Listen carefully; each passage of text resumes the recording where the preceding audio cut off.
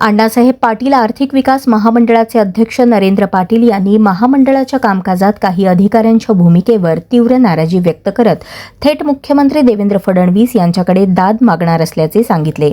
मराठा उपसमितीचे मंत्री राधाकृष्ण विखे पाटील यांना मागील 5 ते 6 महिन्यांपासून विविध अडचणींबाबत माहिती दिली असून त्यांनीही संबंधित अधिकाऱ्यांना सूचना केल्याचा दावा पाटील यांनी केला।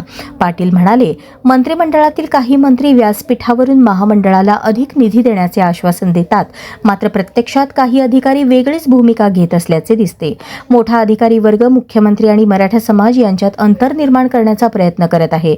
मी केवळ नावाचा चेअरमन राहिलो आहे। अतिहुशार अधिकाऱ्यांमुळे समाजाचे नुकसान होत आहे असा आरोप त्यांनी केला।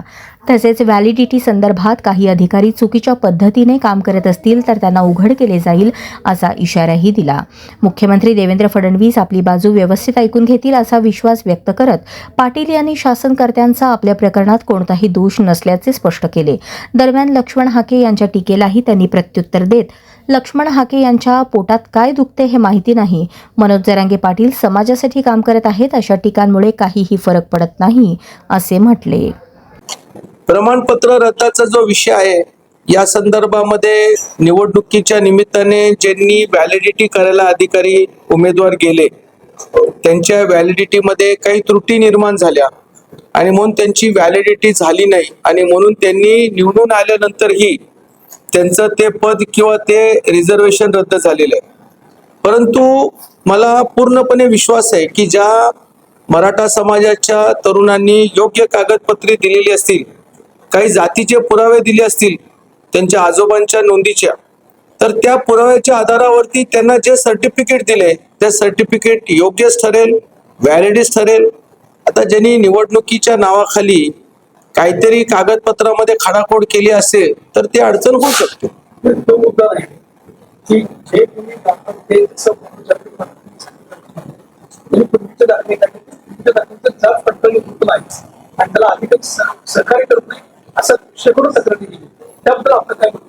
असं काही असेल तर मला वाटतं विखे पाटील साहेब हे वारंवार जरांगे पाटील साहेबांशी भेटत असतात, बोलत असतात, त्याच्यामुळे त्यांच्या ह्या ज्या तक्रारी जेन्युइन आहेत। विखे पाटील साहेब मंत्री महोदय यामध्ये लक्ष घालतील। ज्या जिल्ह्यामध्ये जर व्हेरिफिकेशन वेळेवर होत नसतील तर त्या जिल्ह्यातल्या अधिकाऱ्यांना योग्य ती समज त्या ठिकाणी ते देतील। साहेब, कुठेतरी आपण या महामंडळामध्ये आधीपासून काम करताय, मराठा उद्योजक वाढवण्याचं काम त्यामुळे तुमच्या अध्यक्षपदाला मात्र नकारात्मक प्रतिमा तयार होईल असं काही सरकारमध्ये मंडळींचा भाग आहे का? कारण आपण पाहतो की मराठा विरुद्ध ओबीसी, मराठा विरुद्ध असे काही घटक सातत्याने काम करतो पाहिजे। अशातला काय हा प्रकार वाटतो का आपल्याला आणि भूमिका तुमची काय असणार जर काही अधिकाऱ्यांवर नाही कारवाई झाली तर? काही मंत्रिमंडळाचे मंत्री वेगवेगळ्या व्यासपीठावरती महामंडळाला जास्त निधी देतो अशा प्रकारे वक्तव्य या ठिकाणी झालेलं आहे, परळीमध्ये झालेले बरेच ठिकाणी। आणि म्हणून असे काही मंत्र्यांनीच देशमुखांना हाताशी धरून काही अटी शर्ती निर्माण करण्याचा प्रयत्न केलाय का? मुख्यमंत्री याच्यामध्ये व्यवस्थितपणे तपासतील, कारण मुख्यमंत्री स्वतः सर्व जाती धर्माला घेऊन हे राज्य चालवतात। परंतु काही आमचे मंत्रीच आमच्याशी द्वेष वागतात आणि माझ्या कामाच्या बद्दल तर स्पष्ट आहे की एवढ्या 4-5 वर्षामध्ये आम्ही कुठल्याच महामंडळामध्ये जबाबदारीमध्ये भ्रष्टाचार केलेले नाही आणि त्याच्यामुळे मला कसा त्रास होईल याच्यासाठी प्रयत्न करत असतील, पण त्यांना बेस्ट ऑफ लक। माझा नेता माझ्या खंबीर आहे, माझी भावना मराठा समाजाशी एकदम कटिबद्ध आहे, त्याच्यामुळे मला काही अडचणी येत।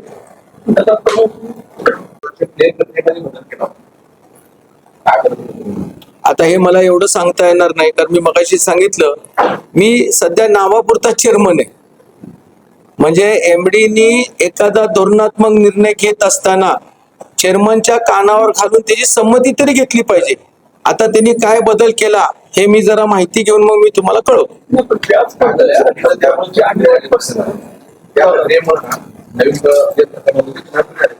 काय अतिहुशार अधिकारी आल्यामुळं मूळ समाजाचं नुकसान होतं। म्हणजे जास्त शिक्षण असल्यामुळे काय होतं, एवढा ग्रामीण भागातला मराठा समाज शेतकऱ्यांचा मुलगा शिकला असता तर आम्हाला काय बँकेमधून कर्ज घ्यायची गरज लागली असती का? त्याला आम्ही आरक्षण का मागतोय?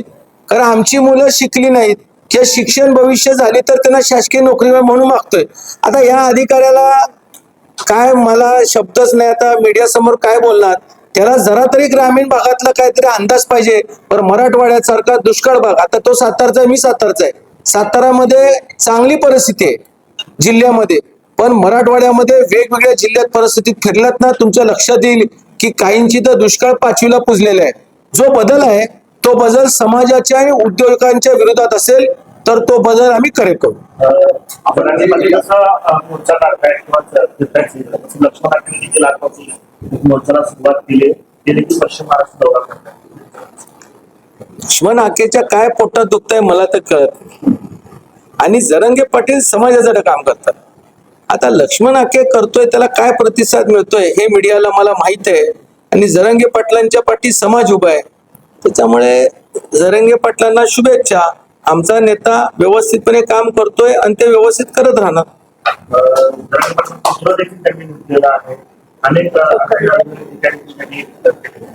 काय आहे हे बघा, एक सांगू ना की त्याची उंची काय हे कळते. जरांगे पाटील त्या एका अशा स्टेजवरती पोहोचलेले आहेत की अशी नाक्यावरची आजूबाजूली काही भुंकणारी मंडळी भुंकली ना तर त्यांना फरक पडत नाही. आणि समाज बघत असतो, आपल्या नेत्याचा अनादर करणाऱ्या व्यक्तीला बघत असतो. कधीतरी एखादा माणूस आडवा गेला की त्याला त्याची चूक लक्षात येईल.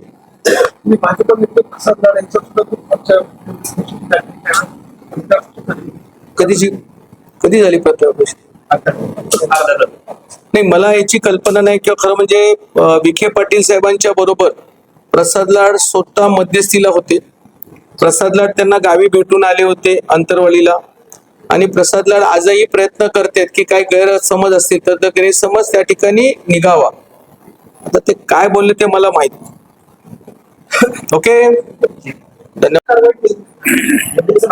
एमडीचं नाव विजयसिंह देशमुख आहे. हे म्हणजे सातारा जिल्ह्यातले मान खटावचे आहेत. ज्या ज्या वेळेला एमडीनी स्वतःहून मराठा द्वेषी निर्णय घेतलेले त्यावेळेला मी लेखी पत्र दिलेले आणि म्हटलं तुमच्या या निर्णयामुळे मराठा समाजाचं नुकसान होणार. आणि ज्या मुख्यमंत्र्यांनी सदैव मराठा समाजाच्या वेगवेगळ्या विषयावरती पाठबळ दिले अशा मुख्यमंत्र्यांचं नाव खराब होणार. एकनाथ शिंदे उपमुख्यमंत्री, त्यांचं नाव खराब होणार. उपमुख्यमंत्री सुनित्राताई वहिनी म्हणजे पवार यांचं नाव खराब होणार. म्हणजे शासनाचं नाव मराठा समाजामध्ये खराब होणार आहे. परंतु या अधिकाऱ्याला कुठल्याही प्रकारे भान न ठेवता, कुठल्याही प्रकारे माझं न ऐकता त्यांनी अंमलबजावणी केली, ते दुर्भाग्य.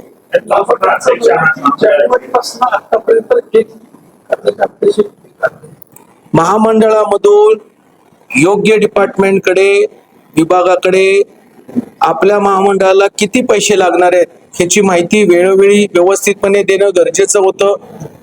एमडींनी जाणीवपूर्वक नक्कीच पत्रावळी दिली, परंतु त्याचा पाठपुरावा केला नाही. शासनाला असं काहीतरी भासवलं की जेणेकरून आम्हाला योग्य निधी न मिळाल्यामुळे महामंडळाच्या लाभार्थ्यांना व्याज परतावा देण्याकरिता सरकारमधून, शासनाकडनं आम्हाला पैसेच मिळाले नाही. परिस्थिती गंभीर आहे. काल 2-3 दिवसाच्या या सगळ्या आंदोलनामुळे आमदार अभिमन्यू पवारांचा फोन आला. त्यांनी संबंधित विभागाच्या अधिकाऱ्यांशी चर्चा केली.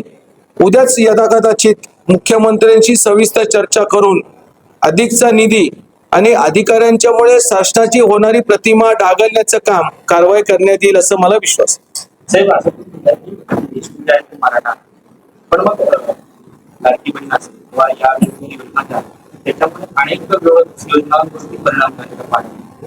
कुठेतरी सरकारमधलेच मंत्री प्रमुख जे नेता ते त्यांच्यावरती दबाव टाकत नसत कशावर? कारण या संदर्भात मुख्यमंत्र्यांना काही अवगत करून दिले का आणि त्यांची काय प्रतिक्रिया? मी आमचे मराठा उपसमितीचे मंत्री आदरणीय राधाकृष्ण विखे पाटलांना गेल्या 5-6 महिन्यापासून ही वस्तुस्थिती सांगत आलेलो आहे.